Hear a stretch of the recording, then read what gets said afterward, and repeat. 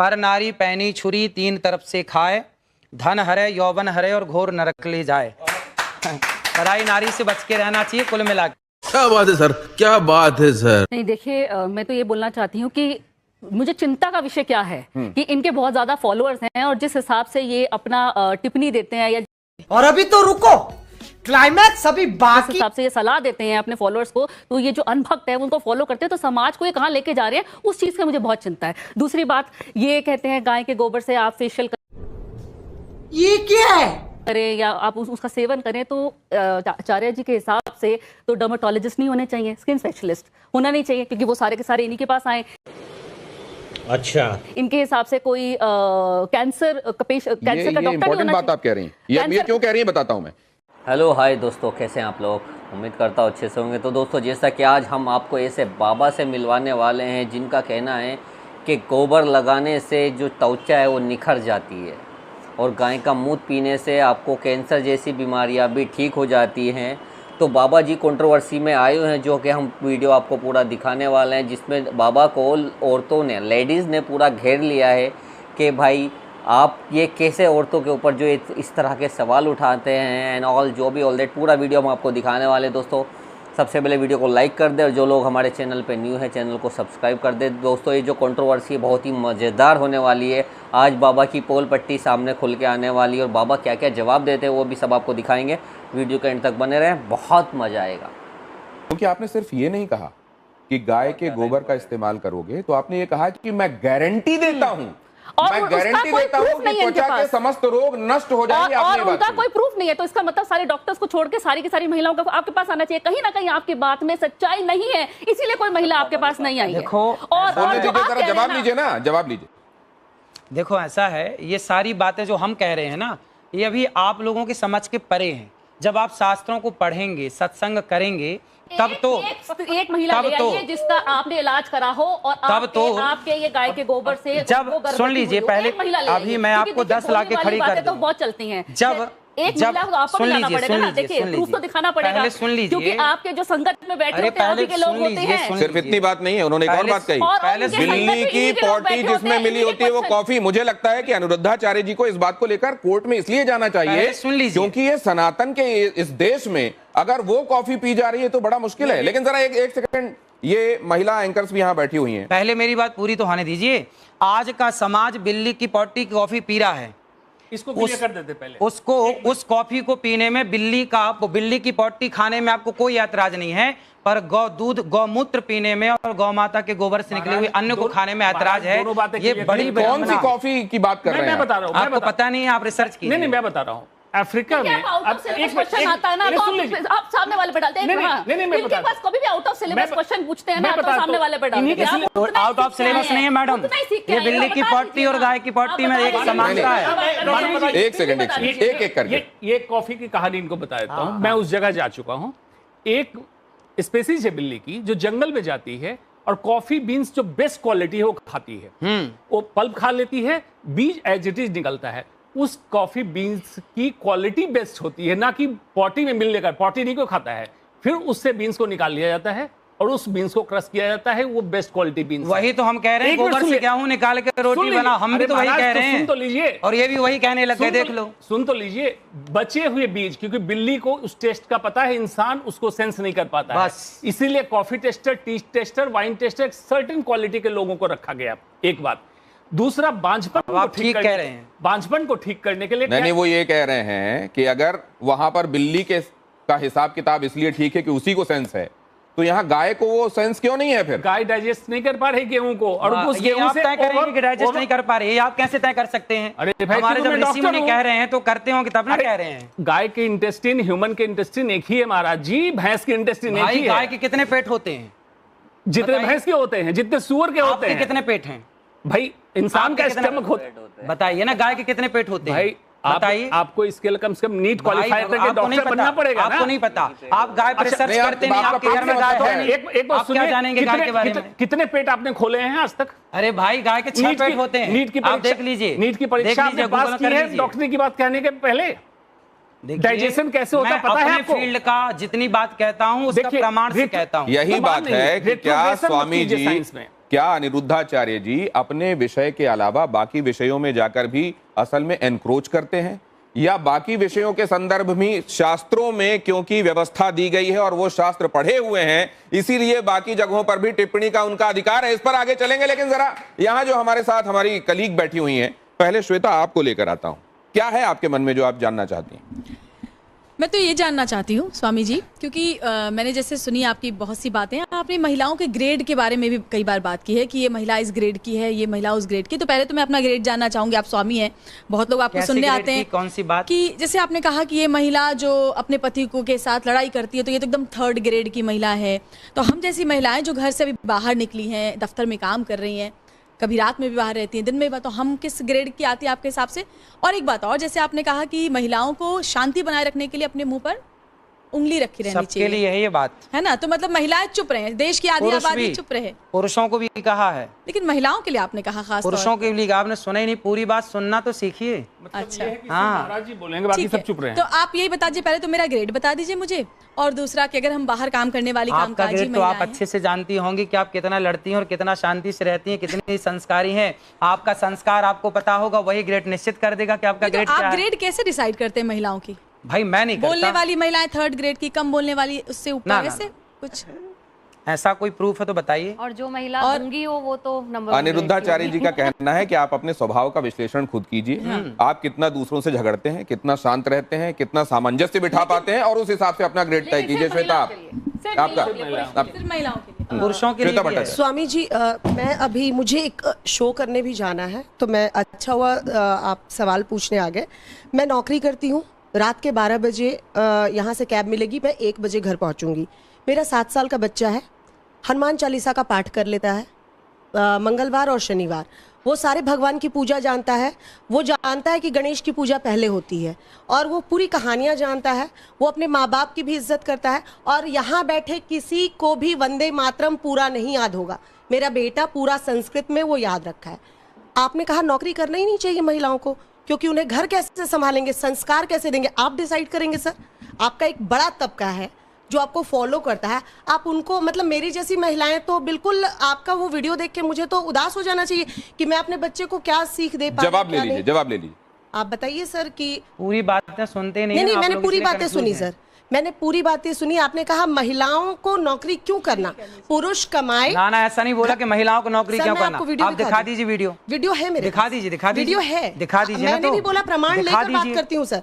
हम न्यूज़ दिखा दीजिए ना, तो हम तो सुन रहे हैं। वो वीडियो मैं आपको बकायदा भेजूंगी सर, अभी दिखा दो। आप ये कह रहे हैं कि महिलाओं को नौकरी करने की जरूरत क्या है, पुरुष कमा रहा है। आपने जो बात कही, अगर उनका वही कहना होता जो आप कह रही हैं, तो वो कहते हैं हाँ मैंने ये कहा है। वो कह रहे हैं मेरा मतलब कुछ और है, तो सुन लीजिए उनसे वो क्या कहना है। कहने का मतलब, एक सेकंड। एक महिला ने मेरे से सवाल किया, अब देखो आप लोग पूरी बात ना प्रमाण के साथ, होमवर्क पूरा नहीं है आपका आज। एक महिला ने मेरे से सवाल किया कि महाराज जी मैं नौकरी करना चाहती हूँ। मैंने कहा पति क्या करते हैं? बोले बिजनेसमैन है। मैंने कहा बेटा यदि पति बिजनेसमैन है तो फिर आपको नौकरी करने की क्या जरूरत है? यदि पति बिजनेसमैन ना हो, पति कुछ ना कर रहा हो, एक सेकंड टोकिए मत, सुन लीजिए, है ना। पहला उसने कहा कि पति बिजनेसमैन ने कहा कि यदि बिजनेसमैन है तो आपको जरूरत नहीं है। यदि आपके पति बिजनेसमैन नहीं है, कुछ काम धाम नहीं चल रहा है, तब आप करो। इस स्थिति में आप बिल्कुल करो काम, ये बात थी उसमें। आप खूब काम करिए, लेकिन तब काम करिए जब घर में कोई और ना हो काम करने वाला।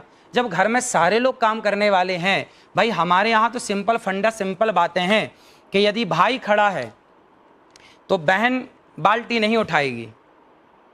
कौन बाल्टी उठाएगा? भाई बाल्टी उठाएगा। भाई जब भाई है, पुरुष वर्ग है काम करने के लिए, तो महिलाएं क्यों काम करेंगी?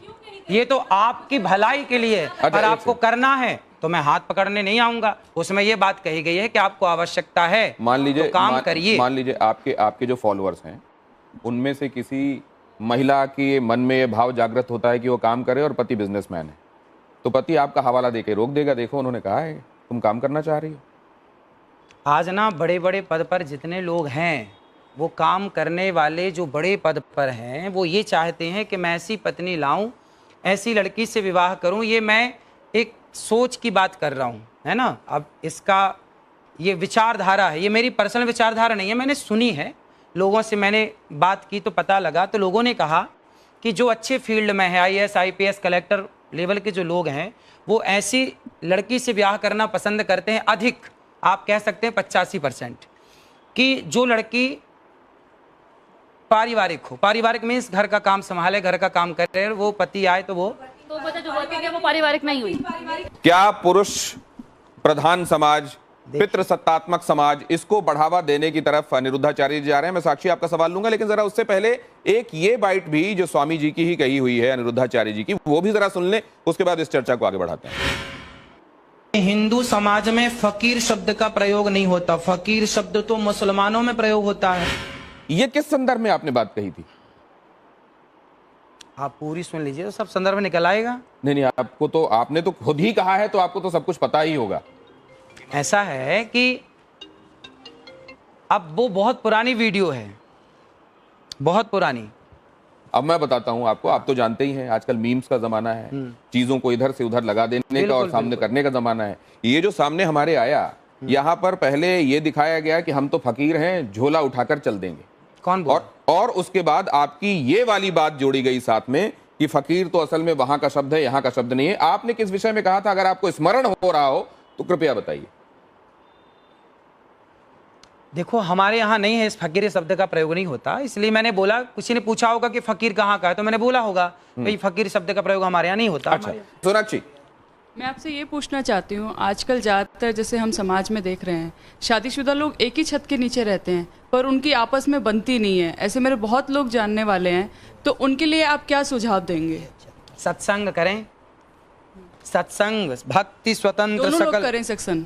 सत्संग करेंगे तो अपने आप उनकी बात ठीक होगी। सत्संग बहुत जरूरी। आज डिप्रेशन क्यों है समाज में?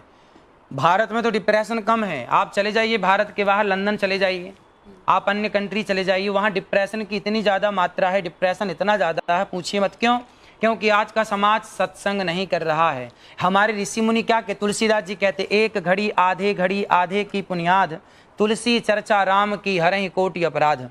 थोड़ा ही सही सत्संग जरूर करिए, अपनी माँ के साथ बैठ के करिए, भगवत चर्चा करिए, अच्छी बातें करिए, अपने पिता के साथ बैठ के करिए, पति के साथ करिए, बेटे के साथ करिए, लेकिन सत्संग जरूर करिए। मैं बड़ी देर से आपकी बातें सुन रही हूँ, आपकी सारी बातें मैंने सुनी, लेकिन इस बीच में सवाल मेरे कई सारे हैं। लेकिन पहला सवाल तो मेरा ये होगा, आपने एक बयान में कहा कि मर्यादित कपड़े पहनने हैं, तो ये मर्यादित कपड़े क्या होते हैं, पहले तो आप ये बता दीजिए।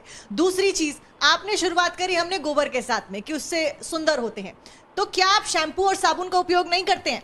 और क्या आप गोबर का उपयोग करते हैं? और अगर गोबर का उपयोग करते हैं तो आखिरी बार आपने कब गोबर का उपयोग किया था? और आप तो अमूमन ट्रैवल करते रहते हैं, कथाएं अलग अलग जगह पे होती हैं, ऐसे में क्या आप शुद्ध गाय का गोबर अपने साथ में कैरी करते हैं क्योंकि वो आपको शुद्ध रखता है? मैं अधिकाधिक वृंदावन ही रहता हूँ, मैं बाहर बहुत कम जाता हूँ, 4 महीने 6 महीने में एक बार बाहर जाता हूँ। अधिकाधिक वृंदावन में, और वृंदावन में शुद्ध देसी गाय है 400। अपनी गौशाला है गौरी गोपाल गौशाला, मैं उसी गौशाला में जाकर के गाय के गोबर से स्नान कर लेता हूँ, मुझे कोई ऐतराज नहीं है। खूब मलमल के नहाता हूँ गाय के गोबर से, बहुत अच्छा लगता है। तो अगर इतना ही गाय का गोबर अच्छा होता है तो आप वो मार्क सर्टिफिकेट्स ले लीजिए और उसका प्रोडक्शन शुरू कर दीजिए। कई सारे ऐसे सर्टिफिकेशन मिलते हैं। पेटेंट लाइसेंस हम अपना करें, हम आपको बताएं, हम आपको समझाएं, हम आपको रास्ता दिखा सकते हैं, है ना? हम आपके पीछे उनका इसका व्यवसाय करने का मकसद नहीं है। वो चाहते हैं कि सिर्फ आपको बता दें। लेकिन दूसरी बात जो इन्होंने पूछी, ये साक्षी ने मर्यादित कपड़े पहने कि नहीं पहने? आप पहले बताइए, ये मर्यादित है कि मैं मर्यादित? ये मर्यादित है।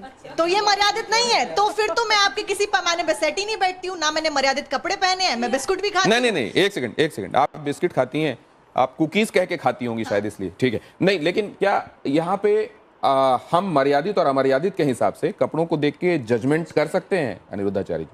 देखो, आप सब खूब भीतर से बात समझ रहे हैं, अब बाहर से ना बोले बोला विषय है। आप इस बात से सहमत हैं या नहीं कि हम जो देखते हैं, छोटा बच्चा आपको आरती करते देखेगा ना, वो भी आरती करेगा।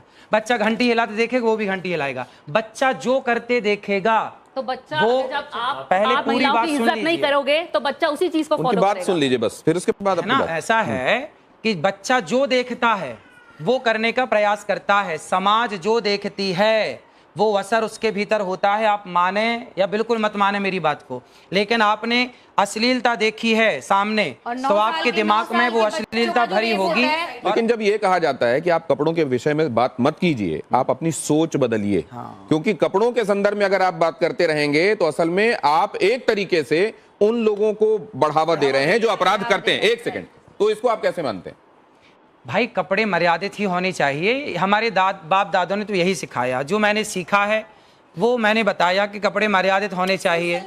पर लोगों को सूट सलवार और साड़ी मर्यादित कपड़े होते नहीं, हैं, वो जिसमें ढका हो। अनिरुद्धाचार्य जी सीरियल का हवाला दे रहे हैं, उन्होंने बबीता भाभी के बारे में भी बोला कि जेठालाल बबीता भाभी की तरफ आकर्षित क्यों होता है, ये भी आपने बताया था एक जगह। अगर आप कह रहे हैं ना कपड़े ढके हो तो मेरे को तो हिजाब पहन लेना चाहिए, उस हिसाब से हिजाब पहनने की जरूरत नहीं है। वो तो सबसे ढका हुआ होता है। आपने अच्छे कपड़े पहने। नहीं, महत्वपूर्ण सवाल है। कोई औरत मैंने अगर साड़ी चली पहनी जाए, है, मैं मर्यादित हूँ, लेकिन आपको मेरा बैकग्राउंड नहीं पता। क्या पता मैं रात को पार्टी करती हूँ, क्या पता मैं शराब पीती हूँ, क्या पता मैं घूमती हूँ, घर लेट आती हूँ। हाँ मैं पीती हूँ। बहुत अच्छा। तो मेरे कपड़ों से आप मेरे कैरेक्टर को जज नहीं कर सकते। तो आपने शराबियों से बात करने बिठा दिया मेरे को आज।